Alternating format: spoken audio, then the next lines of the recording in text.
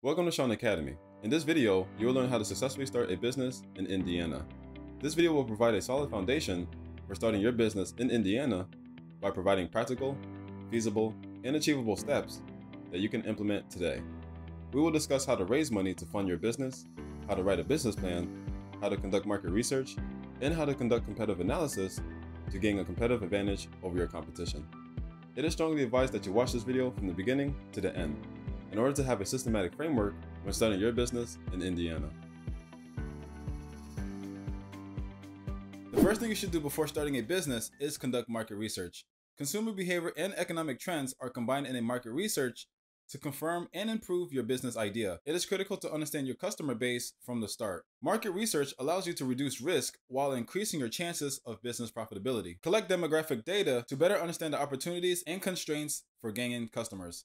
This can include demographic information such as age, wealth, family, interests, or anything else relevant to your business. Then, to get a good sense of your market, you should answer the following questions. 1. Demand. Is your product or service in high demand? 2. Market size. How many people are likely to be interested in your product? 3. Economic indicators. What is the income range and employment rate? 4. Locations. Where do your customers live and where can your business reach? 5. Market saturation. How many similar options do consumers already have? 6. Pricing. How much are potential customers willing to pay for these alternatives? You will want to stay current on small business trends. It is critical to understand the specific market share that will impact your profits. You can conduct market research using existing source, or you can conduct your own research and reach out directly to consumers. Existing source can save you a lot of time and energy, but the information may not be as tailored to your target audience as you would like.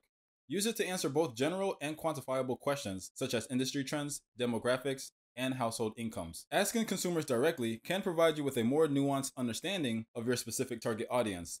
Direct research, on the other hand, can be time-consuming and costly. Use it to respond to questions about your specific business or customers, such as reactions to your logo, changes you can make to purchasing experience, and where customers might go instead of your business. Direct research methods include surveys, questionnaires, focus groups, and in-depth interviews. Following market research, the next step is to conduct competitive analysis to identify a market advantage. Competitive analysis allows you to learn from businesses that compete for your potential customers.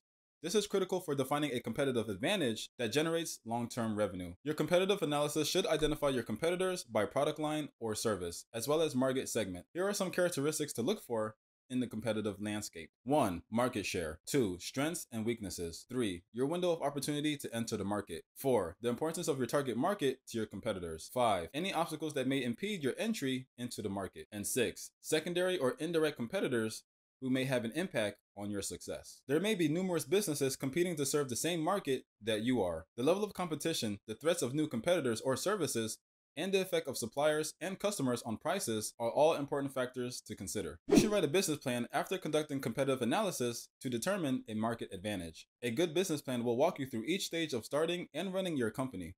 Your business plan will serve as a roadmap for how to structure, run, and grow your new venture. It's a method of organizing your thoughts about the most important aspects of your business. Business plans can assist you in obtaining funding or attracting new business partners.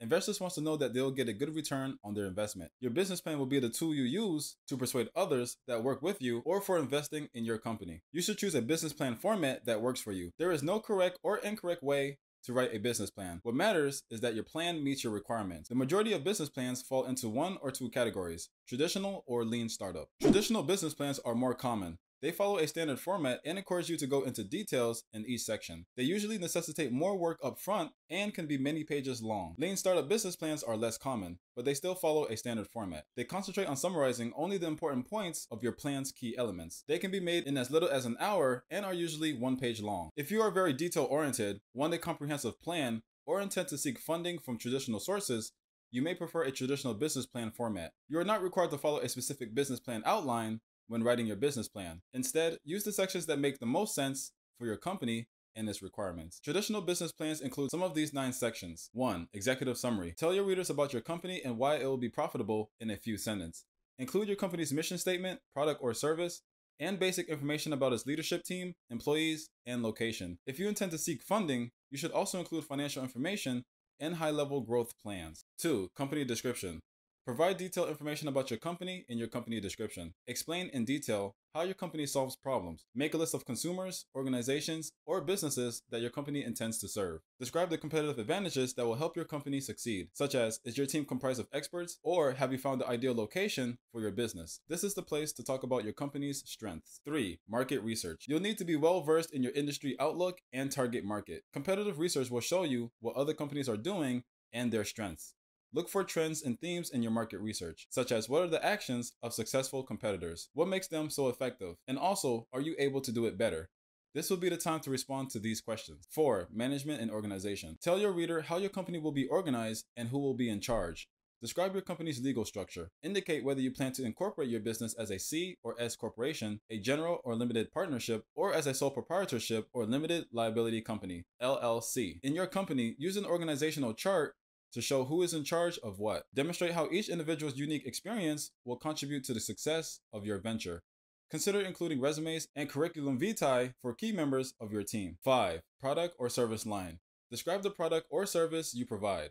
Describe how it benefits your customers and the product life cycle. Share your intellectual property plans, such as copyright or patent filings. Explain in detail if you are conducting research and development for your service or product. 6. Sales and marketing. A marketing strategy cannot be approached in a single way. Your strategy should evolve and change to meet your specific requirements. This section's goal is to describe how you plan to attract and retain customers. You'll also describe how a sale will take place. This section will be referred to later when making financial projections, so make sure to thoroughly describe your entire marketing and sales strategy. 7. Request for funding. If you're requesting funding, this is where you'll detail your funding needs. Your goal is to clearly explain how much funding you'll require over the next 5 years and how you intend to use it. Indicate whether you want debt or equity, the terms you want, and the length of time your request will last. Provide a detailed description of how you intend to use your funds. Indicate whether you require funds to purchase equipment or materials, pay salaries, or cover specific bills until revenue increases. Include a description of your future strategic financial plans, such as debt repayment or the sale of your business. 8. Financial projections. Financial projections should be included with your funding request. Your goal is to persuade the reader that your company is stable and will be highly profitable. Include income statements, balance sheets, and cash flow statements for the last 3 to 5 years if your company is already established.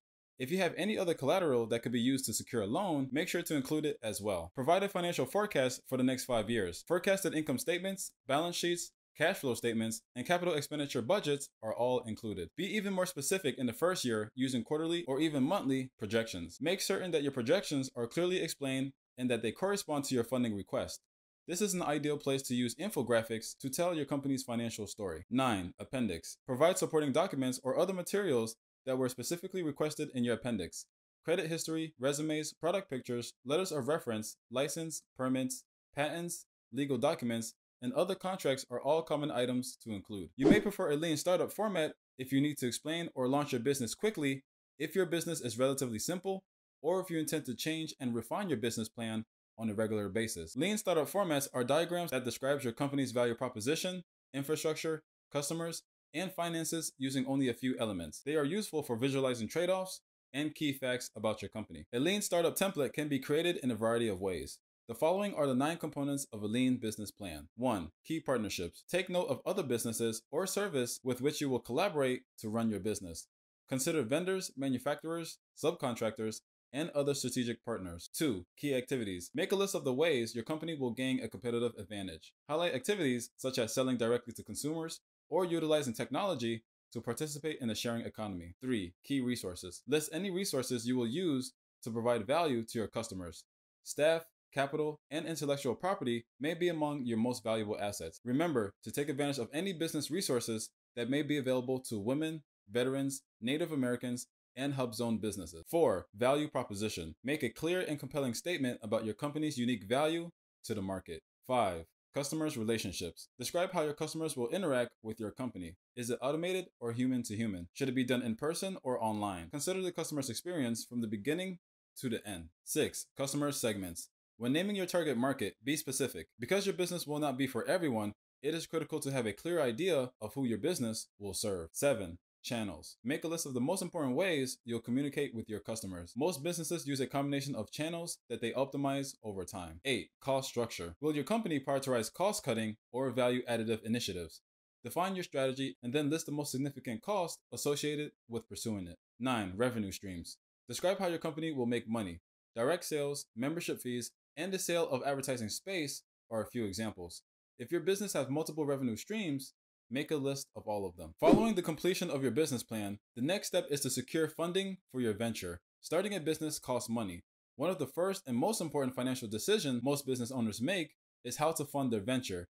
How you choose to fund your business may have an impact on how you structure and run it. Every company has unique requirements, and no financial solution is one size fits all. Your personal financial situation and business vision will shape your company's financial future. Once you've determined how much startup funding you'll require, the next step is to determine how you will obtain it. Let's talk about how to fund your own business through self-funding. Self-funding, also known as bootstrapping, allows you to use your own financial resource to support your business. Self-funding can take the form of borrowing money from family and friends, using your savings account, or even tapping into your 401k. You retain complete control over your business when you self-fund, but you also assume all of the risk. Be cautious not to spend more than you can afford, and be especially cautious if you decide to withdraw funds from retirement accounts early. You could face costly fees or penalties, or you could jeopardize your ability to retire on time. So consult with the administrator of your plan and a personal financial advisor first. Another option is to raise venture capital from investors.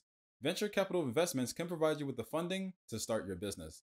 Venture capital is typically offered in exchange for a stake in the company and an active role in its operation. In a number of important ways, venture capital differs from traditional financing. Typically, venture capital focuses on high-growth companies. Rather than debt, they invest capital in exchange for equity. They also take higher risk in exchange for potential higher returns, and it has a longer investment time frame than traditional financing. Mostly all venture capitalists will want a seat on the board of directors at the very least. As a result, be willing to give up some control and ownership of your company in exchange for funding. There is no certain way to obtain venture capital, but the process generally follows a standard sequence of basic steps. 1. Find an investor. Look for individual investors, also known as angel investors or venture capital firms. Make sure to conduct sufficient background research to determine whether the investor is reputable and has experience working with startup companies. 2. Share your business plan. Your business plan will be reviewed by the investor to ensure that it meets their investment criteria. Most investment funds focus on a specific industry, geographic region, or stage of business development. 3. Go through due diligence reviews. The management team, market, products and service, corporate governance documents, and financial statements of your company will be scrutinized by the investors. 4. Negotiate the terms. If they decide to invest, the next step is to reach an agreement on a term sheet that outlines the terms and conditions under which the fund will make an investment. 5. Investment. You can get the investment once you agree on a term sheet. When a venture fund invests, it becomes an active participant in the company. Venture capital is typically provided in rounds. As the company achieves milestones, additional rounds of financing are made available, with price adjustments as the company executes its plan. If you found this video useful, please show your appreciation by clicking on the like button. Also, let us know in the comments if you'd like us to make a long, in-depth follow-up video to learn more about how to start this business. Also, don't forget to click the subscribe button to see more videos from Shaun Academy, an extension for education.